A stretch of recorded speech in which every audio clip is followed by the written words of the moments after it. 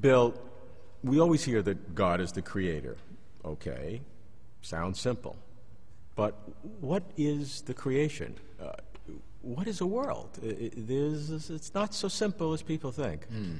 Well, I think the doctrine of creation means that God is the source of all reality outside himself, that apart from God, everything else has been brought into being by God. Now, what is everything else? Well, it would include all reality, whatever realms of reality you might think it exists. It would be all physical, concrete objects. It would be time and space themselves. It would be any realms of spiritual reality that you might believe exist, such as angels and other spiritual beings.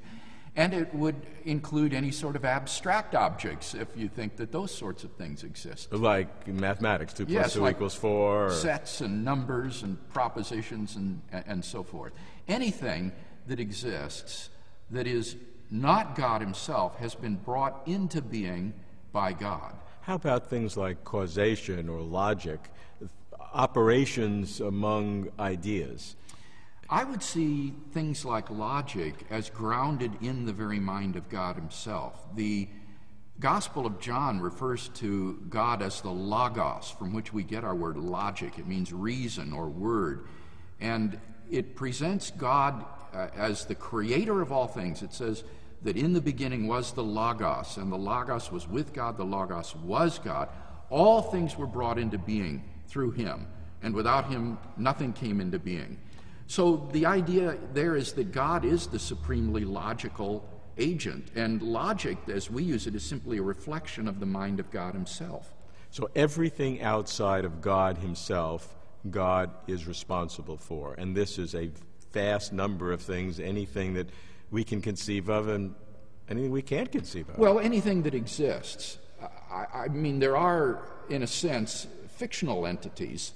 For example, Sherlock Holmes. I don't think Sherlock Holmes exists. That's a fictional character. So God doesn't bring Sherlock Holmes into being unless you think that Sherlock Holmes is some sort of abstract object, as some philosophers do.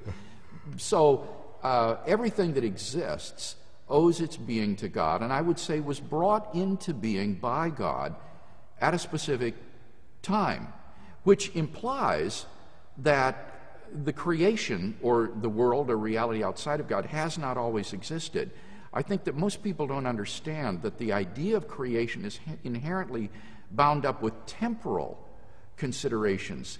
These things are not just dependent upon God for their being, but they were brought into being by God. Now, you've distinguished between creation, providence, miracles, different kinds of creation.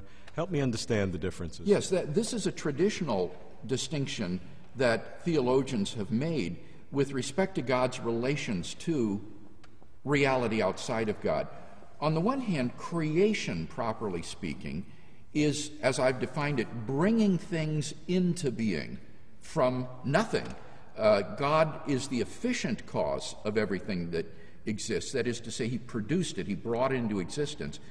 But he's not the material cause. He's not the stuff out of which things are made. God not only created the things, he created the stuff out of which they're made, space and time and matter and energy. All of these owe their being to God, and he brought them into being at some point in the finite past. Now, in addition to that initial act of creation, theologians have typically talked about God's conservation of the world in being. That is to say, keeping it going. Yes, that he preserves them in being. And were he to withdraw his conserving power, the world would be annihilated. It would vanish in the blink of an eye. Now, that's not doesn't sound necessarily true. I mean, you could be a creator in having something created and not needed to continue with it. Well, I guess the whole discussion is whether or not, given God's initial creation of things have any sort of ability to exist endure on their own. Being on their own. Typically, in Christian theology at least, it's been argued that things are radically contingent in their existence and that therefore need to be preserved in being. So the polar opposite of creation is annihilation. And God could create things by bringing them into being, and he could annihilate them by simply withdrawing his sustaining, conserving power, and they would vanish into non-being. The distinction being that for God to annihilate what he created, he has to withdraw his preserving action as opposed to making an affirmative decision to annihilate. Yes, that's right. The act of annihilating an object isn't like dynamiting it or something of that sort. Or puffing it away. It's more of a passive action. It's just ceasing to maintain it. Is that distinction important? Yeah. Is it important? You threw me for a loop. Good, I like to do that. The difference being whether God has to make an affirmative decision to annihilate, which means that the world he created has an independent existence on its own. Right. God can annihilate it. Or if God just withdraws his active sustenance of the world. I think that by thinking of annihilation as the withdrawal of God's sustaining power, rather than as an active act of destruction, it underlines the contingency of the world upon God in a way that exalts God's power and majesty.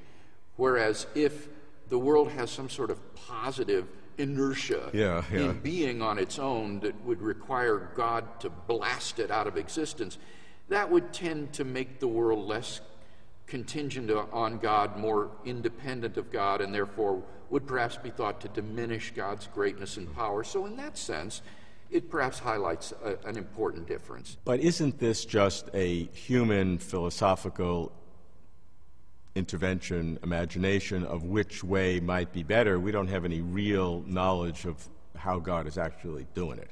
Well, the question would be, what philosophical analysis is the best? And I think those who would argue in favor of divine conservation would say that God's status as creator and source of all being would require him to maintain things in being, rather than think that these beings have some sort of ability to be sustained in existence on their own.